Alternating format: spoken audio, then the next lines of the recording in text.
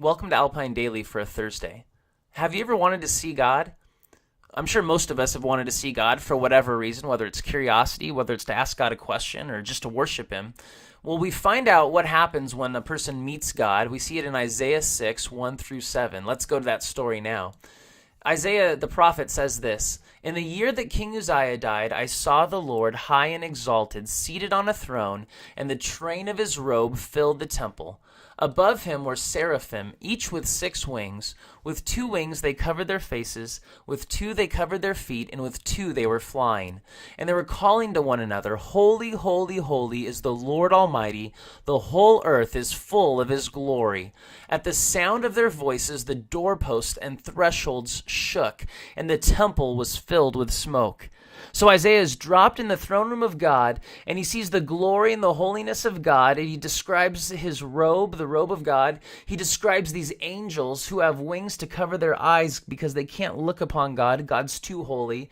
They have wings to cover their feet because their feet were unclean, and they chant this almost song over and over again, and every time they do, it shakes the temple, and smoke billows out, and just it feels like the whole thing is going to come apart because of the greatness and the glory and the holiness of God.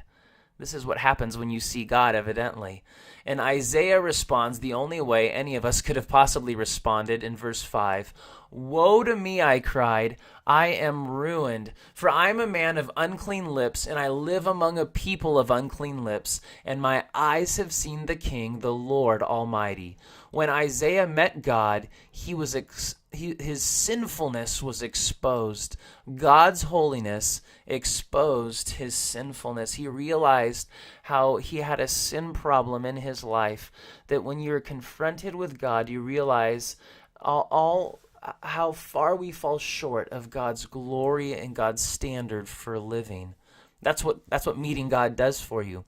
But there's something else that happened. Verse 6, Then one of the seraphim flew to me with a live coal in his hand, which he had taken with tongs from the altar.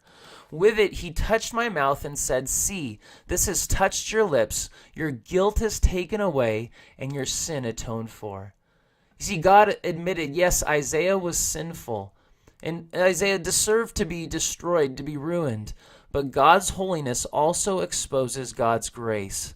God loved Isaiah, and so rather than destroying him, he provided a way to deal with his sin. And in this story, it's represented symbolically by a live coal that's touches Isaiah's lips, that cleanses him. And it represents the forgiveness of sins that God would offer to his people.